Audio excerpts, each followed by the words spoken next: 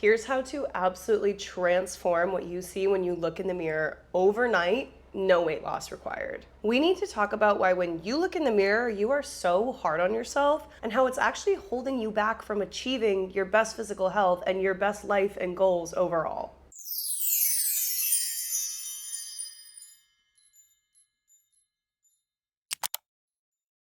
Self-talk is the key to changing not just how you see yourself, but how you show up in your life every single day. It makes you more consistent, it makes you more reliable, it makes you truly become your most badass, best self. In this video, I'm going to teach you my super simple, super effective 4-step self-talk formula so that we can change your self-talk from negative and really self-critical and holding you back to positive and genuine and thoughts that you actually believe in that make you feel good. And we're going to talk about why having just awareness of these thoughts, like recognizing that you're not very nice to yourself, isn't actually helping you change those thoughts. This 4-step formula that I'm going to teach is what so many of my clients have used to transform what they see when they look in the mirror, to stop comparing themselves to others, to wear the bikini to the beach in the summer and feel so comfortable and confident in their bodies, to show up consistently to the gym because they want to be there, and to get rid of the someday clothes in the closet that make you feel so bad about your body every time you look at them and know that they don't fit. Self-talk is one of those things that everybody says is super important, but nobody really teaches you how to optimize. Everybody says, be nice to yourself, think happy thoughts, but they don't actually teach you how to stop the negative ones that have been there for years. I struggled with this so much a couple years ago, but being able to transform it within myself has truly opened me up to living my best life, my healthiest life, becoming so consistent with my fitness and my nutrition, and loving my body as it is without putting pressure on myself to change. Growing up, I faced a lot of ostracization and bullying from my body. I was always the bigger friend of the group, and I was fighting these constant thoughts of not wanting to be treated that way, but also feeling like my body was the problem. Being bullied in general and then being made fun of for my body gave me this belief over time that my body was the problem and that it was evidence that I didn't deserve to be treated well, that I didn't deserve to be happy, that I didn't deserve to be confident, and that I wasn't healthy enough. I wasn't doing enough to be healthy. So in my life, the negative self-talk was solidified so young. In a lot of my clients, this might not just come from middle school bullying. It might come from having a mother that was always dieting or a grandmother that was always making comments about your body. It might come from growing up in the 90s or the early 2000s when the heroin chic body type was idolized, but you didn't look like that. You receive so many messages from media that the way to be healthy is to look thin. And because we all just want to feel attractive, we all want to feel good about ourselves, we all want to fit in, we internalize these negative beliefs about ourselves, that we're never doing enough, that we don't look good enough.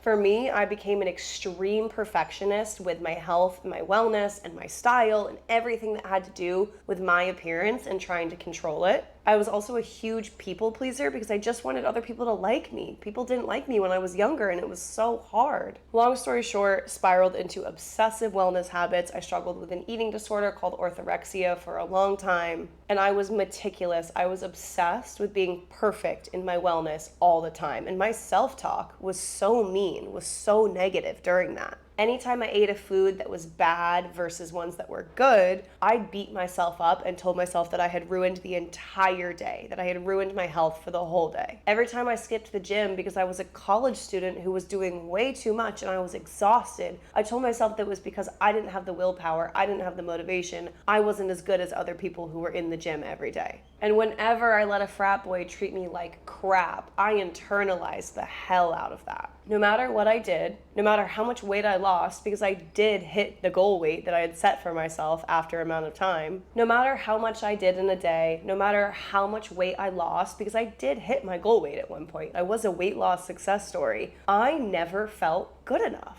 No matter how much I restricted my calories, no matter how small the clothing sizes got when I went shopping for new jeans, it didn't matter. The internal monologue I had was so negative that no matter what physical changes I made, the mental thoughts were always telling me that I wasn't good enough.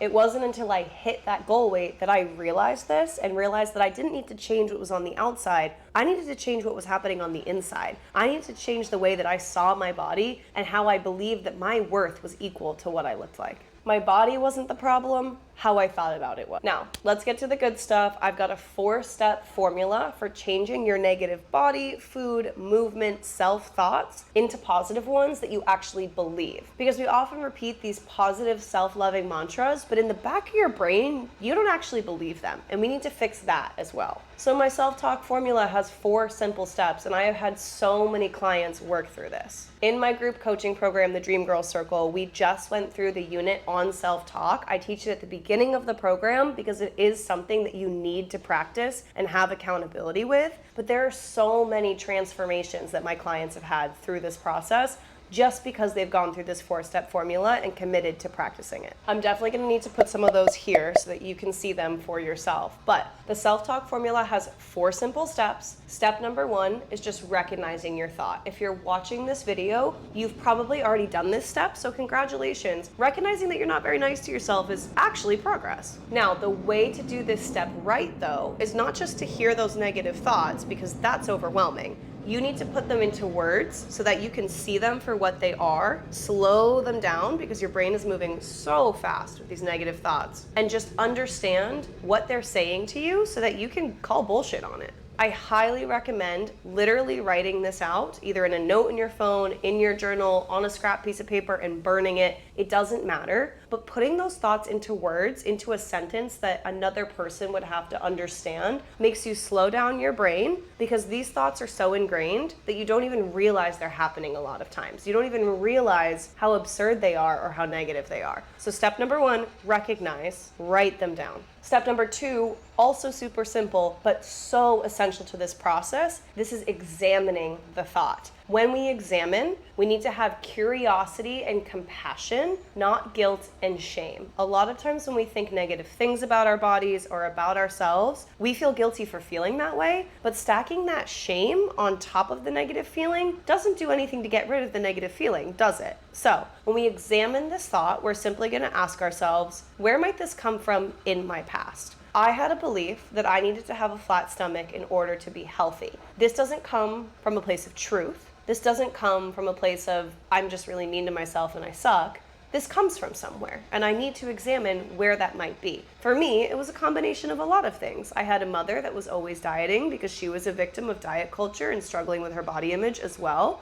It was the result of being bullied by a bunch of girls who had flat stomachs when I was growing up. And it was the result of the media that was always showing me these pictures of these size 6 girls who were obese. I learned to equate being in a bigger body, especially not having a flat stomach in any form, as being a bad thing. And that's where that belief came from. The reason that this step is so important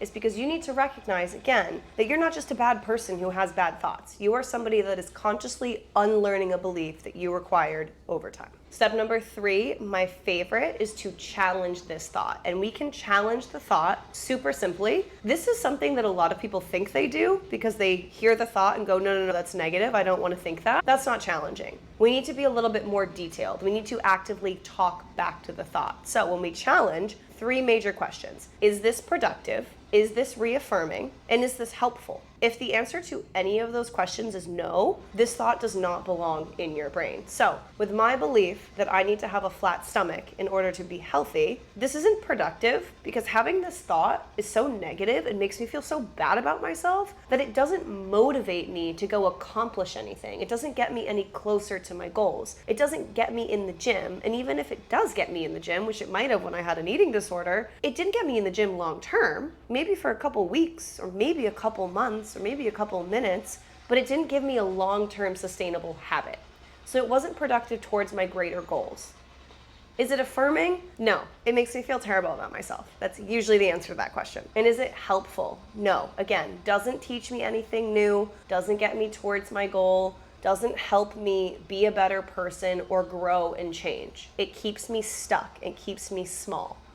Recognize, examine, challenge. Step number 4, and our last step, is transform. This is the best one because a lot of people do this wrong and they end up with thoughts that don't feel true. They repeat these body positive mantras that don't really mean anything to them. When we transform this thought, we're not just taking that original negative thought of, I need a flat stomach in order to be healthy and beautiful, and negating it, making it opposite. I don't need a flat stomach, because that's true, but it doesn't really feel true to me. What feels more true to me, because everybody's different, is elaborating on this a little bit and getting to the root of the belief that I want to change. So I wouldn't just say I don't need a flat stomach in order to be healthy, even if it is true. What I'd rather say is my worth doesn't lie in what my body looks like. It's okay for me to have these beliefs. I understand where they came from. I can have compassion for myself as I'm healing them, but my worth does not lie in just what my body looks like. And it's also not an accurate way to measure my health. I can measure my health through my mental health, through my quality of sleep, through the quality of the relationships I have, through how I feel in my body, how my hunger is satisfied, how I age. See how we can elaborate on that a lot and talk back to that thought really consciously? That is transforming the thought. That's the way that it feels more customized to you and that it feels more true. Now, the essential thing with self-talk is that you need to practice, because it might not feel perfectly true the first time you do it, even if it feels more authentic. And you're also not going to release these thoughts and these beliefs that you've held for years and years and years.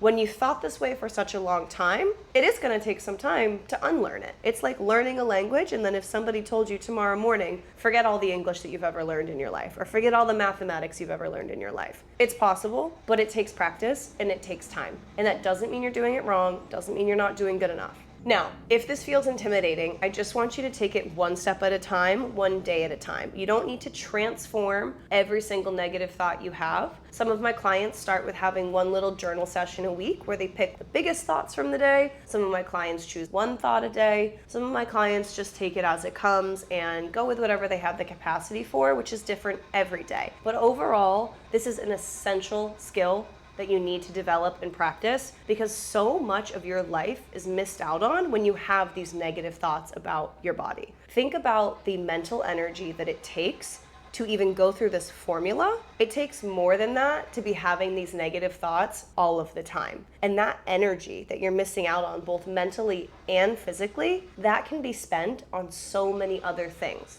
That can be spent on having the best sex of your life. That can be spent on having the confidence in an interview to ask for more money. That can be spent laughing with your friends. That can be spent traveling the world.